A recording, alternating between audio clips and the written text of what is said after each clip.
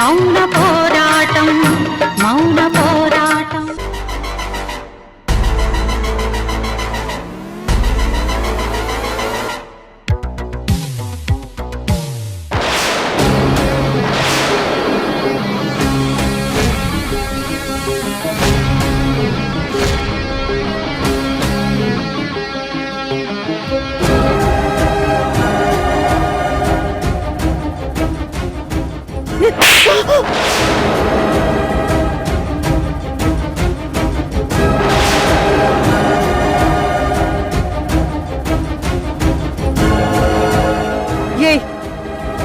నన్ను కొడతావేంటి? ఇది gas leak చేసి నన్ను చంపాలని ప్లాన్ చేసినందుకు. నేను ప్లాన్ చేయడం ఏంటి?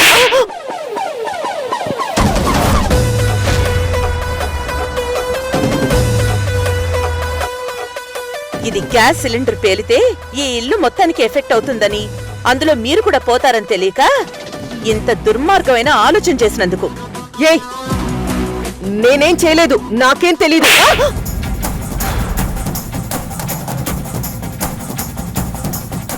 ఇది నాకేం తెలీదు అని ఇప్పుడు బుకాయిస్తున్నందుకు. నీకసలు కొంచెం కూడా కృతజ్ఞతనేదే లేదా? నేననుకుంటే ఈ పాటికే మీ జీవితాలు నడి రోడ్లో ఉండేవి. కానీ ఆడబిడ్డతో ఉన్నారు, అది సౌందర్యతో పాటు పెరిగిన బిడ్డేనని జాలి తెలిచి ఈ ఇంట్లో ఉండనిస్తే నన్నే చంపాలని ప్లాన్ చేస్తారా? నేనేం చేయలేదు. నోర్మై!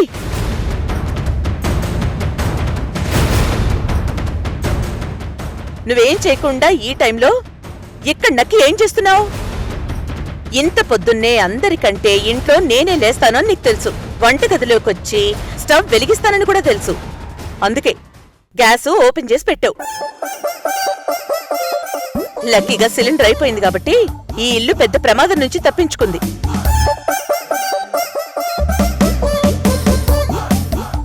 అయినా నాకొక విషయం అర్థంగా కడుగుతాను, నీకసలు కామన్ సెన్స్ లేదా?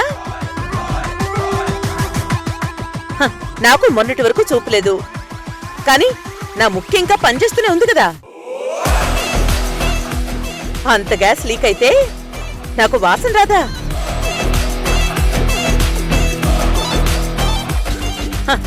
అవునులే, ఎప్పుడైనా వంటగదికి వచ్చుంటే కదా గ్యాస్ వాసన ఎలా ఉంటుందో తెలియడానికి.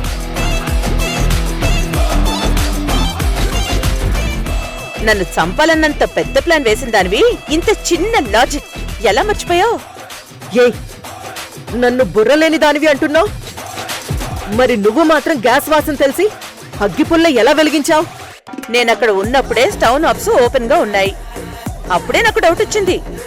అందుకే అటు ఇటు చూస్తుంటే సోఫా చాటును దాక్కునున్నా నీ చేతులు కనిపించాయి. నీకు రాక్షసానందాన్ని ఇవ్వాలనే అగ్గిపుల్ల వెలిగిస్తున్నట్టు నటించాను. నువ్వు సిలిండర్ పేలిపోయిందని ఆనందపడిపోయావు. ఏంటి తెలివి తక్కువ పనులు విశాలాక్షి? ఈసారి ఇలాంటి చీప్ ట్రిక్స్ మానేసి డైరెక్ట్ గా నాతో దిగు. అప్పుడు నాకు సమ ఉజ్జీవ్ అనుకుంటాను. అది మానేసి ఇంకోసారి ఇలాంటి పిచ్చి పిచ్చి ప్లాన్లు వేస్తే నువ్వు నీ సంసారం నడి రోడ్డు మీద పడతాయి. జాగ్రత్త.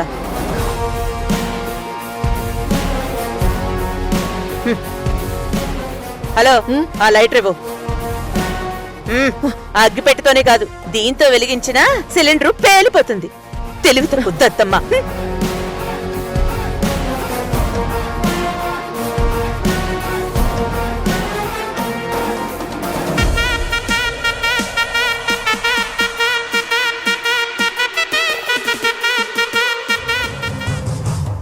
ఏంటమ్మా పిలిచావు? ఆ అమ్మాయి పేరేంటి? ఏ అమ్మాయి? రుద్ర కదా? ఓ, ఆ అమ్మాయా? అవును రుద్రే. ఇప్పుడు తనెందుకు గుర్తొచ్చింది? గుర్తు రావడం కాదు, తనని రమ్మని చెప్పాలి. ఓసారి ఫోన్ చేయి. రమ్మంటావా? ఇక్కడికెందుకు? మావయ్య, సునామీ దానంతటది పుడుతుందా? దాని వెనుక ఒక కారణం ఉంటుంది. సైక్లోన్ దానంతట అదే పుడుతుందా? దానికి ఒక కారణం ఉంటుంది. ఇలా ఏది జరిగినా దానంతటదే జరిగిపోదు. దాని వెనుక ఒక కారణం ఉంటుంది. ఇక్కడ మనం చేతులు కట్టుకొని కూర్చుని చూస్తూ ఉంటే ఈ ఇంట్లో సునామీలు సైక్లోన్లు పుట్టవు. ఈ మనుషులు వాళ్ళంతటి వాళ్ళు విడిపోరు. అవి పుట్టడానికి మనం కారణమవ్వాలి. వాళ్ళని విడదీయడానికి వెనక మనం ఉండాలి. కానీ ఆ గొడవ చాలా న్యాచురల్ గా పుట్టిందని ఎవరికి వాళ్ళు అనుకునేలా చేయాలి. ఈ ఇంట్లో అవంతి చాలా సంతోషంగా బ్రతికేస్తోంది. దుర్గకి అన్ని ఎక్కించేది అదే. దుర్గని మన మీదకు ఉసగొలిపేది అదే. అందుకే మనం ముందు ఆ అవంతిని బాగా ఏడిపించాలి. ఇంట్లో ఆడది ఏడిస్తే మనశ్శాంతి ఉండదు అంటారుగా. ఆ మనశ్శాంతి లేకుండా చేయడానికి మనకి రుద్రే ఆయుధం. రుద్రని శూర్పణఖల మధ్యలో పెట్టి ఈ అవంతిని ద్వారకని విడదీయాలి. ఫోన్ చేయి మామయ్య.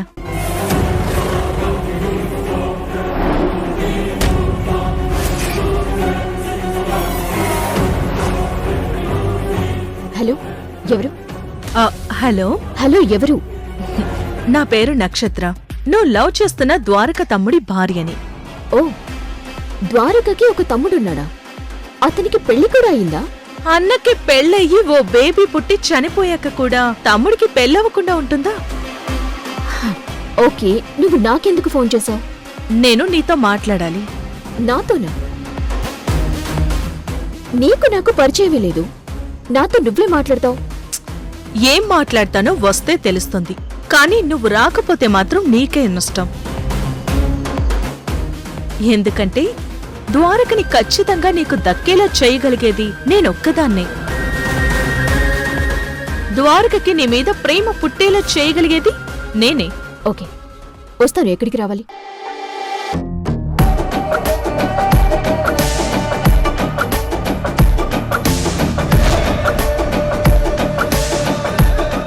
ఓకే, వస్తున్నాను.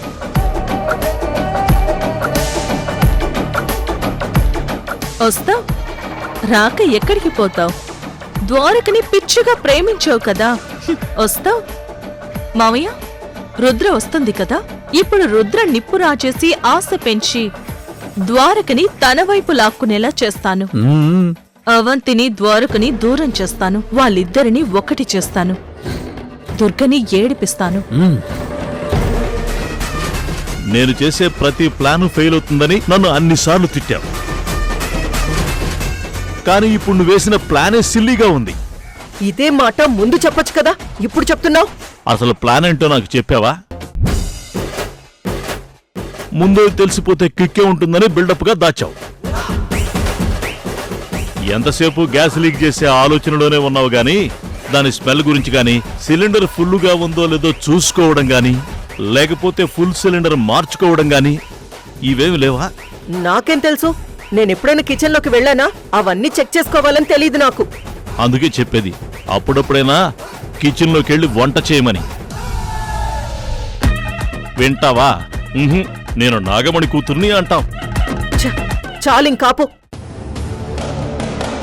నువ్వు నా మీద నవ్వితే ముందు ముందు మన జీవితాలు చూసి ఊళ్ళో వాళ్ళందరూ నవ్వుకునే సిచ్యువేషన్ వస్తుంది. Okay okay, ఆవేశపడకు.